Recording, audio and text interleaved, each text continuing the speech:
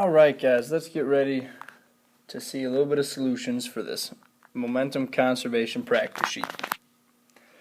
So right away, we want to find, for number one, we want to find all these post-collision velocities. So for number one, right, we'll go ahead and write the momentum for each situation. We'll break it down. So we have 2 kilograms, 5.2 meters per second. Hits a stationary ball. And now the two masses are combined, and we want to find what this V prime is. So the initial momenta is 10.4 kilogram meters per second. We'll divide that by the mass of the right, the total mass, which is 15 kilograms, to find V prime. So V prime ends up equaling 0.69 meters per second.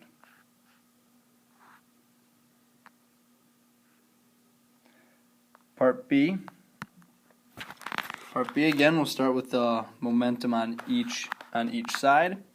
So here we begin with 18 kilogram meters per second plus 40 kilogram meters per second, and that's going to equal the total mass of 13 kilograms multiplied by the final velocity on the right.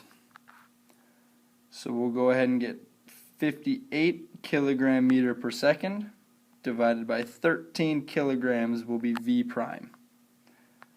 So that V prime will equal 5.3 meters per second.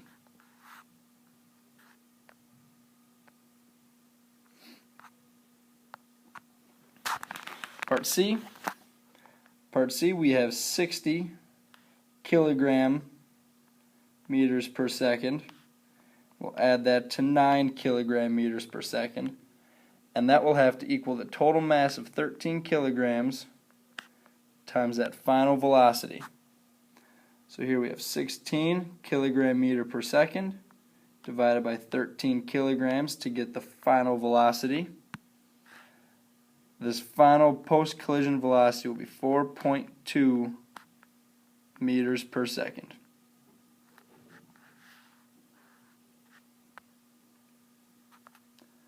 Part D. Part D, again, we have 60 kilogram meters per second, adding that to 9 kilogram meters per second. But now we have an elastic collision. Now we have these two objects have bounced apart. So we want to find what the final velocity is of the 10 kilogram ball, because we know what the mass and velocity are of the smaller one post-collision. So here on the left we have a total momentum of 69 kilogram meters per second. 3 times 9 on the right side will give us 27, so we can subtract that from both sides and then divide by 10 kilograms to get V prime. And so now our final velocity of this 10 kilogram ball will be 4.2 meters per second. Actually, this makes me think of something. I actually made a mistake on the previous one on C. On C I made a mistake, so for those of you that are going to look at this and say, well, I have the setup and it's right, if you got 5.3 meters per second for part C, you are right. I was looking at the wrong part of my answer sheet. I apologize, everybody. So now we'll go ahead and move down to part E, where again we're going to have an inelastic collision. So we have 3 kilograms moving at 3 meters per second. And we'll add that to 2 kilograms moving at negative 2 meters per second. And that will equal the 3 kilogram object with its post-collision velocity, and then we'll add that to the mass, which is 2 kilograms, times that final velocity of 4 meters per second. So here we see that the total momentum on the left side will become 5 kilogram meters per second, and this has to equal the mass of the 3 kilogram ball, which is 3 kilograms, times that final velocity, and then we will add the 8 kilogram meters per second. So as we work through our math, we end up getting 5 kilogram meters per second minus 8 kilogram meters per second divided by 3 kilograms, and that will get us the final velocity of the 3 kilogram ball, which is -1 meter per second.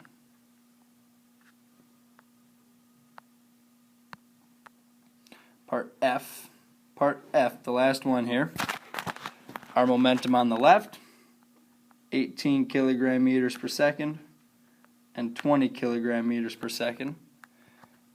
And that will have to equal the 10.5 kilogram meters per second for the first ball, plus the 5 kilograms times that final velocity of the 5 kilogram object. So here we have 38 kilogram meters per second minus 10.5 kilogram meters per second divided by 5 kilograms to get our final velocity. And our final velocity of the 5 kilogram object comes out to be 5.5 meters per second. So there's the front side, now onto the back.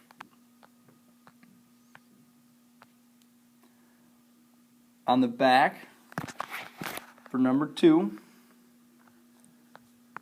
we have a 2.9 kilogram cart moving at 0.26 meters per second. The brick is going to be at rest, so that is 0 momentum, and this has to equal then the total combined mass, which is 5 kilograms, multiplied by that final velocity. And our final velocity here will end up being 0.15 meters per second.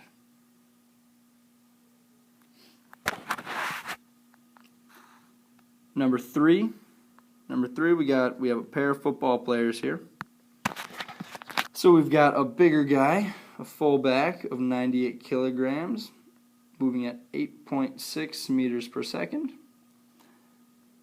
And then we will add the momentum of the much lighter yet faster moving defensive back, and this will give us our total momentum on the left, and that will have to equal the total momentum on the right, where we know the combined mass is 174 kilograms.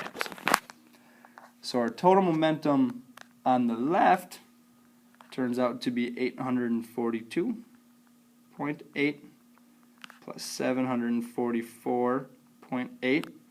Divide that by the total mass of 174 to get our final velocity. And our final velocity is 9.12 meters per second.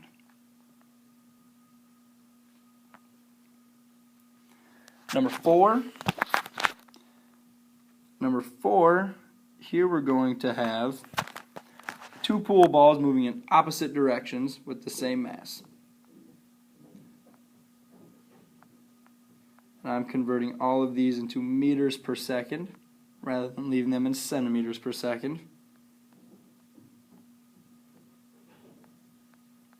And because they're moving in opposite directions, the question defines the first billiard ball moving at 154 as positive, and then the second ball moving the opposite direction at -46 centimeters per second, or -0.46, will be the negative one, is moving the opposite direction. And so they're going to hit. They will hit each other, and we want to know what the velocity is of the first one, if we know that the second, the slower moving ball, rebounds with a velocity of 0.72 meters per second. And that's positive because it's going to hit and it's going to rebound, so it's going to bounce back the direction it came. So our total momentum on the left, we have 0.172 kilogram meters per second, and we'll subtract 0.0515 kilogram meters per second. And that will equal the mass and final velocity of the first ball plus the mass and final velocity of the second one. So as we do our math here, we're going to get a final velocity of 0.35 meters per second for the ball that was initially moving 154 centimeters per second. Number five, these two objects are going to hit, they're heading the same direction, they're going to keep moving in the same direction, and we want to know what the post-collision velocity is for the larger car. So I'll go ahead and set this up. 225 kilograms, moving at 0.98 meters per second. Add that to the 198 kilograms, moving at 0.28 meters per second. And that has to equal 198 kilograms, moving at 0.71 meters per second. And add that to the larger mass one, the 225 kilograms, moving at some post-collision velocity. And that post-collision velocity, when you crunch through the numbers, will work itself out to be 0.6 meters per second.